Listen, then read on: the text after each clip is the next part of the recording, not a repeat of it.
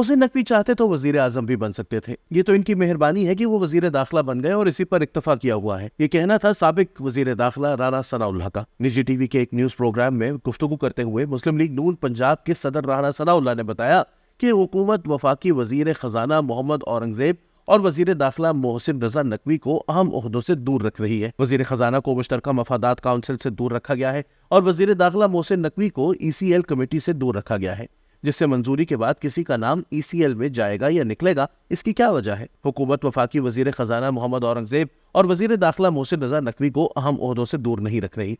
वजीर दाखिला मोहसिन नकवी को ECL कमेटी से दूर नहीं रखा गया, किसी जगह से उनको दूर नहीं रखा गया। वो हर जगह पर मौजूद हैं और हर जगह पर उनको रखा गया है। अब फैसल वावडा को सेनेटर बना दिया गया है। पीपल्स पार्टी और MQM ने मिलकर इनको वोट दिया है। अनवारुल हक काकड़ को देख लें, वो बलोचिस्तान से है और इनके पीछे कोई पार्टी नहीं है।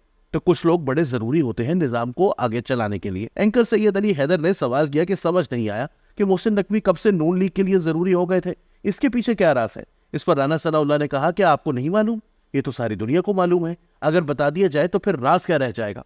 एक और सवाल किया गया कि मन्नतों मुरादों से मोहसिन नकवी को मांगा गया, लेकिन इसके बाद इनको ECL कमेटी से निकाल दिया गया। आप खुद वजीर दाखिला रहे हैं, अगर आप ECL कमेटी में ना होते तो आप ये सवाल तो पूछते कि मैं वजीर दाखिला हूं, आपको ECL कमेटी का हिस्सा होना चाहिए, तो फिर मोहसिन नकवी को आधा अधूरा ओहदा क्यों दिया गया। जवाब में राना सनाउल्लाह ने कहा कि यह पुरानी प्रैक्टिस जारी हो गई है, मेरे ख्याल में उन्हें ECL कमेटी में डाल दिया जाएगा। मैं भी जब वजीर दाखिला बना था तो मैं भी ECL कमेटी में नहीं था, क्योंकि उस वक्त मेरा नाम ECL में था। तो उस वक्त के वजीर कानून को ECL कमेटी का सरबराह बना दिया गया।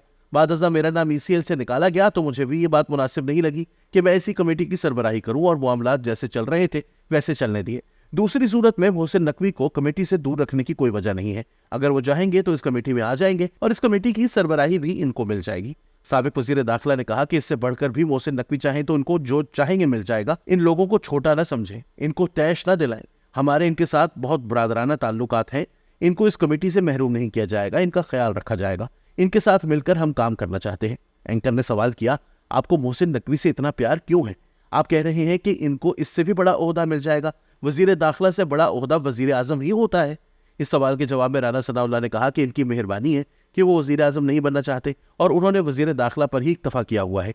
वो जो चाहे बन सकते हैं, इसमें कोई दूसरी राय नहीं हो सकती। मोहसिन नकवी वजीर आला पंजाब रहे, जो छोटी बात नहीं है, वो दोबारा भी बन सकते हैं। राना सनाउल्लाह ने कहा कि अकेले मोहसिन नकवी अहम नहीं है।